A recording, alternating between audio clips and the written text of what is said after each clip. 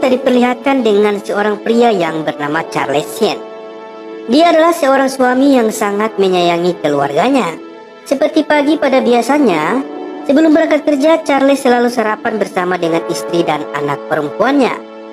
Anaknya ini mengidap penyakit diabetes akut. Pada pagi itu seperti hari-hari sebelumnya, Charles berangkat kerja dengan menaiki kereta api. Tapi pagi itu Charles agak telat hingga dia sedikit terburu-buru. Hal itu membuatnya lupa membeli tiket. Saat pemeriksaan, Charles tidak membawa uang sepeser pun untuk membayar denda, karena uangnya sudah diambil istrinya tadi. Tiba-tiba saja ada seorang wanita yang berkata, "Aku yang akan membayarnya." Charles pun merasa tidak enak dan langsung menghampirinya. Dia ke sana sekedar mengucapkan terima kasih dan berjanji akan mengembalikan uang itu besok. Charles berkata jika besok menaiki kereta, "Aku akan bayar utangku." Keesokan harinya mereka berdua pun bertemu kembali. Dari sinilah mereka saling berkenalan satu sama lain. Wanita ini bernama Lucinda Harris. Lucinda ini sudah menikah dan memiliki seorang anak perempuan. Sesampainya di kantor, Charles mulai browsing mencari nama kantor tempat Lucinda bekerja. Dan benar saja dia menemukan nama Lucinda Harris di sana. Siang harinya Charles mulai kepikiran terus dengan sosok wanita cantik itu. Dia lalu menelpon Lucinda untuk mengajak makan siang bersama. Keesokan harinya Charles mulai berbohong kepada istrinya kalau dia akan pulang lebih malam karena ada tambahan kerja di kantor. Begitu juga dengan Lucinda yang menelpon suaminya. Di malam itu Charles mengajak Lucinda ke sebuah klub malam. Di dalam sana Charles menantang Lucinda untuk bertaruh $20 jika dia menciumnya tanpa menyentuh bibir. Setelah uang itu diberikan, perlahan-lahan Charles mulai mendekatkan wajahnya ke wajah Lucinda. Tanpa perlawanan, Charles akhirnya mencium Lucinda itu. Dan itu berarti Charles kalah dalam taruhan itu.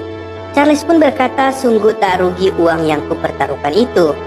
Tak lama kemudian tiba-tiba saja ada orang mabuk yang mengganggu mereka dengan terus menggoda Lucinda. Charles pun mulai emosi melihat kelakuan orang itu. Apalagi dia mengatakan jika Lucinda adalah seorang pelacur. Dia pun memukuli pemabuk itu hingga terjatuh. Charles pun langsung menarik tangan Lucinda untuk pergi dari tempat itu. Mereka berdua sepertinya sudah sama-sama dimabuk asmara. Nafsu ingin bercinta pun sudah tidak terbendung lagi.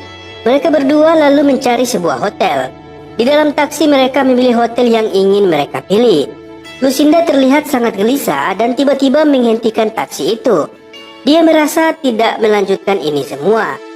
Lalu Charles pun langsung ikut turun dan mulai menyadari apa yang telah mereka lakukan ini salah. Namun keadaan sudah sangat larut malam dan tidak jauh dari sana ternyata ada sebuah hotel kecil. Charles pun langsung menuju hotel itu untuk memesan kamar. Setelah mereka berdua di dalam kamar, Charles menanyakan Lucinda apakah ingin pulang atau tetap di hotel. Lucinda pun menjawab kalau dia ingin tidur dengan Charles. Lalu mereka pun mulai bercumbu. Dan ketika ingin bercocok tanam, tiba-tiba terdengar suara pistol yang dikokang diarahkan di kepala Lucinda. Ternyata seorang perampok telah masuk ke dalam kamar itu karena mereka lupa mengunci pintunya. Perampok itu pun langsung memukul Charles dan meminta mereka berdua memberikan dompetnya masing-masing. Namun tidak sampai di sini, rupanya perampok itu mulai melirik Lucinda dan mulai menghampirinya. Charles yang melihat ada kesempatan mencoba menyerang perampok itu. Tapi dengan cepat, si perampok itu mematahkan serangan Charles itu. Akibatnya Charles terjatuh dan kepalanya terbentur di meja. Setengah sadar, Charles masih berusaha bangkit. Tapi perampok itu menghajar kembali wajah Charles dengan gagang pistolnya. Charles pun pelan-pelan mulai kehilangan kesadaran. Di saat itulah perampok itu dengan leluasa menarik kaki Lucinda dan memperkaosnya. Setelah itu kesadaran Charlie mulai pulih kembali. Akan tetapi semuanya telah terjadi. Lucinda pun hanya duduk terdiam. Rasa cemas dan bersalah menyelimuti pikiran Charles. Dia merasa bersalah karena dia tidak bisa menjaga Lucinda. Namun semuanya telah terjadi. Charles pun menawarkan Lucinda ke rumah sakit. Namun Lucinda menolaknya karena takut ketahuan oleh suaminya. Kemudian Charles pun ingin menelpon polisi, tapi Lucinda melarangnya karena dia takut perselingkuhannya ketahuan. Lucinda akhirnya memutuskan untuk mengakhiri perselingkuhan ini dan melupakan semua yang telah terjadi. Keesokan harinya, Charles tetap pergi ke kantor dengan wajah babak belur. Bosnya pun menanyakan kondisinya. Charles hanya menceritakan kalau semalam dia ditodong dan dia juga sudah pergi ke rumah sakit. Lalu bosnya pun menyuruh Charles untuk pulang saja dan beristirahat. Sesampainya di rumah, Charles memberikan alasan yang sama kepada istrinya. Tak lama kemudian teleponnya berdering. Dan saat Charles mengangkat telepon itu, ternyata perampok yang semalam yang menelponnya. Di saat bersamaan istrinya pun juga ikut mengangkat telepon itu. Karena telepon di rumahnya saling terhubung. Jadi istrinya bisa mendengar obrolan di telepon itu.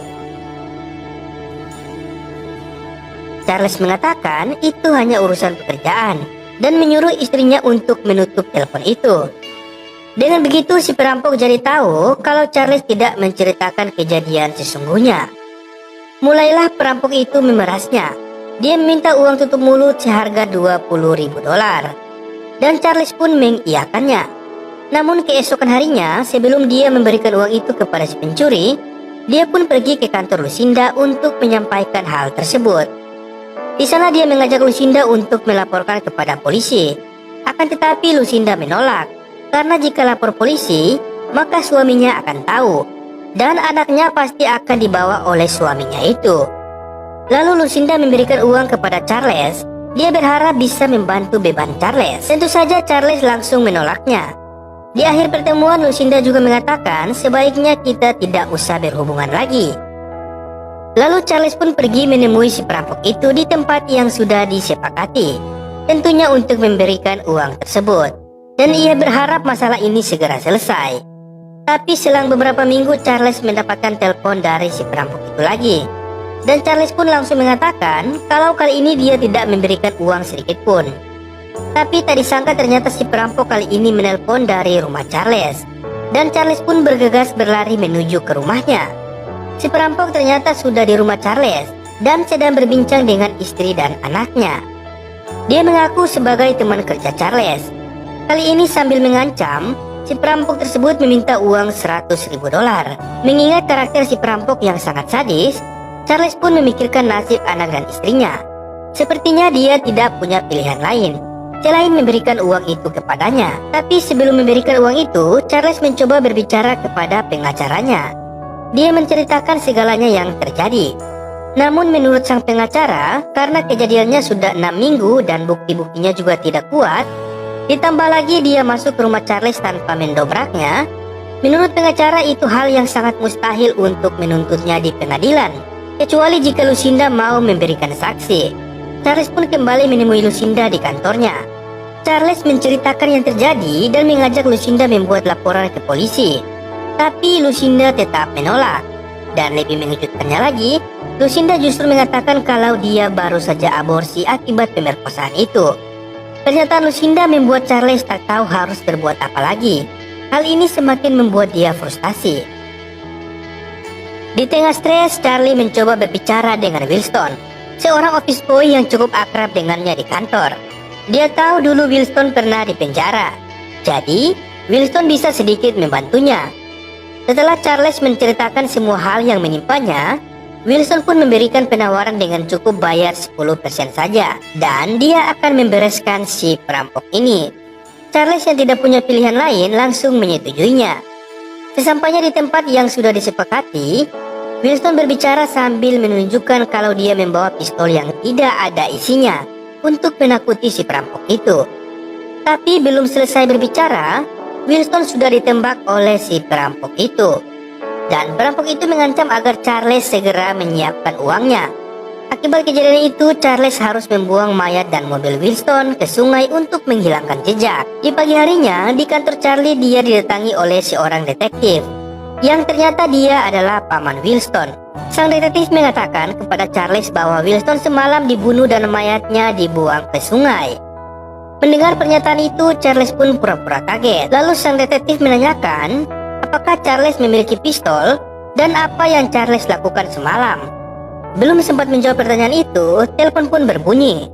Ternyata si perampok itu sedang mengancam Lucinda di apartemennya.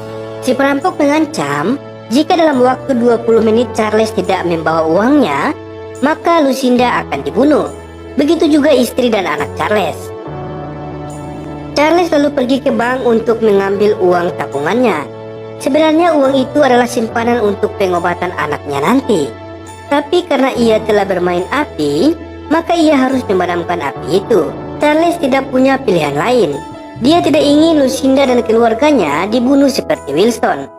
Dia segera pergi menuju ke apartemen yang diberitahukan si perampok itu. Sesampainya di sana, nampak Lucinda sedang diancam oleh perampok itu. Dengan cepat, si perampok itu meminta uangnya. Lalu Charles pun memberikannya. Setelah si perampok pergi, Charles menanyakan keadaan Lucinda dan mengatakan kalau semua ini sudah berakhir karena dia sudah memberikan segalanya. Lantas, apakah semua telah berakhir? Tentu saja belum. Masalah Charles memang sudah berakhir, tapi twist pada film ini baru saja akan dimulai. Meskipun Mimin yakin kalian pasti sudah bisa menebaknya, tapi mari kita lihat balas dendam dari Charles ini. Scene kemudian berpindah yang memperlihatkan Charles mencoba menemui Lucinda di kantornya. Yang mengejutkannya lagi, ternyata Lucinda Harris adalah orang lain. Dan wanita yang mengaku sebagai Lucinda selama ini hanya karyawan kontrak sementara di sana. Charles pun langsung pergi ke apartemennya. Sesampainya di sana, ternyata apartemen itu disewakan bulanan. Dan lebih kagetnya lagi, ternyata di brosur apartemen itu ada foto anak kecil yang Lucinda pernah bilang bahwa itu foto anaknya. Ternyata itu bukan anaknya, melainkan foto brosur dari apartemen itu. Charles kemudian pergi ke stasiun kereta untuk mencari Lucinda, dan benar saja dia berada di sana. Ketika Charles ingin menghampirinya, ternyata ada laki-laki lain yang sedang bersamanya. Charles pun mencoba membuntuti Lucinda. Dan betapa kagetnya Charles, ternyata Lucinda menemui si perampok itu dan saling berpelukan layaknya pasangan suami istri. Charles mulai menyadari kalau dia ternyata korban penipuan dari kedua pasangan ini. Tak terima dengan semua ini, Charles mulai mengatur rencana. Dia kembali menuju ke hotel tempat dia dirampok dan langsung memesan kamar tepat di sebelah ketika pertama dia dirampok.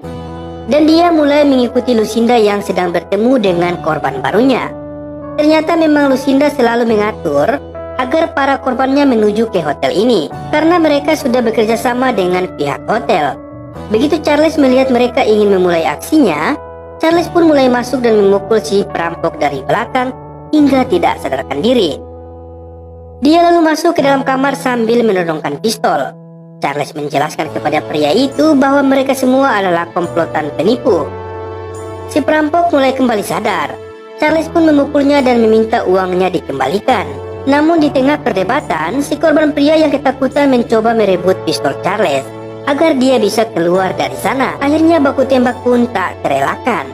Lucinda tertembak, begitupun si perampok dan temannya. Polisi menyatakan kalau ini hanyalah kasus perselingkuhan dan perampokan biasa. Lalu Charles segera pergi ke bagian resepsionis sambil menunjukkan kartu pengenal. Dia pun mengambil tasnya yang bertuliskan namanya yang disimpan di berangkas hotel. Dan itu adalah tas yang berisikan uang kepada perampok sebelumnya. Akhirnya Charles pun berhasil mengambil kembali uangnya itu. Keesokan harinya ketika di kantor, ternyata Charles ketahuan mengambil uang $10.000.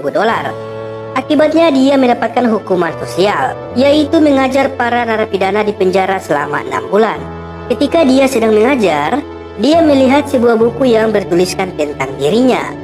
Dia lalu membukanya dan ternyata buku itu menceritakan tentang dirinya sendiri. Charles pun jadi penasaran siapa penulis buku ini. Di akhir bacaan, Charles diarahkan menuju ke ruang cuci baju. Charles yang penasaran langsung pergi ke sana. Dan ternyata perampok itu belum meninggal dan dia mendekam di penjara itu. Ternyata si perampok ini sudah mengetahui jika Charles yang akan mengajar di penjara ini, dan dia akan balas dendam atas kematian Lucinda. Tapi lagi-lagi tak disangka ternyata justru sebaliknya. Charles lah yang sudah mengatur semua ini agar dia bisa ditempatkan di penjara ini untuk bisa membunuh si perampok ini. Charles pun menyatakan kepada polisi kalau dia diserang dan itu hanya bentuk pembelaan diri. Dan film pun selesai.